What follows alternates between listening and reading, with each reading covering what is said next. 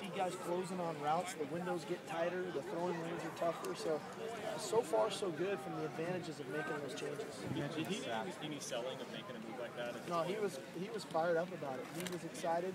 I think, Nate, you know, as you grow and you mature in these things, you go from a freshman starting as a true freshman to senior, you know, he wants to win a championship, and he wants to do whatever it takes to put the best 11 guys in the field for us to be successful. And he understands our secondary is deep and talented, and he understands what his role could be.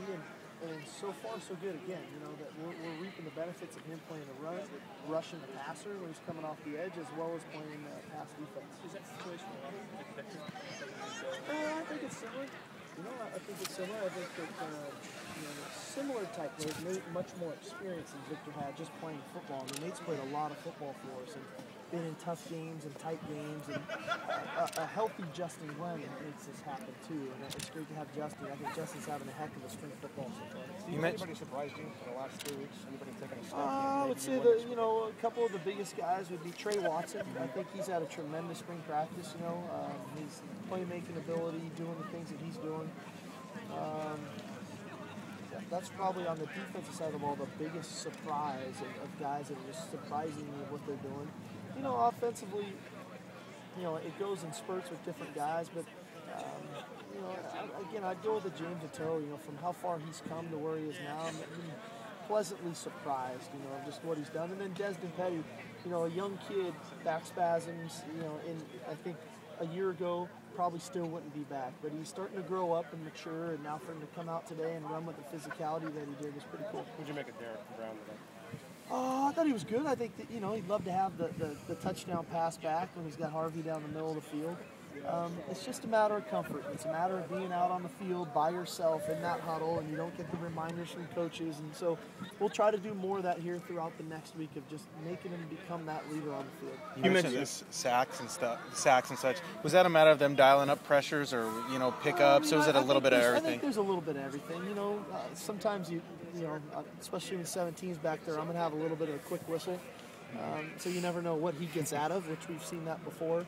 But in part of it's scheme, and part of it's one-on-one wins, and part of it's fatigue as a drive goes on and guys aren't maybe used to playing a 10, 12-play drive, and they lose their fundamentals or their technique. So I think there's a lot that goes into that. There's lack of communication at times, and then there's them doing good stuff and the guy having a good passer. So a lot goes into it, and so the point is now we got to figure out, well, why? What happened, and how do we fix it? And is it play calling? Is it scheme? Is it fundamentals? Is it technique? Is it fatigue? Whatever that may be, we got to figure that out and offensively try to fix it. You mentioned a few minutes ago about Collier and Bishop Sankey, about the tailback position. Talk a little bit about the competition there that's been going on for that starting spot. It's obviously big shoes to fill. No, obviously big shoes to fill, and I think that they've both performed well. I think Bishop has had a very consistent spring football so far, 2/3 of the way through. I think Jesse obviously has been hampered by the ankle injury, but to his credit, again, a younger Jesse Collier might be sitting on the sidelines with just his jersey on. The veteran Jesse now as a junior is battling through it, competing, made some really nice plays for us today, and so I know that he's mature. And so those two guys have been performing well. I couldn't, I can't sit here and say I wish this, I wish that. The biggest wish would be that Jesse was just healthy, and unfortunately we're not there yet. Lawrence and Cooper?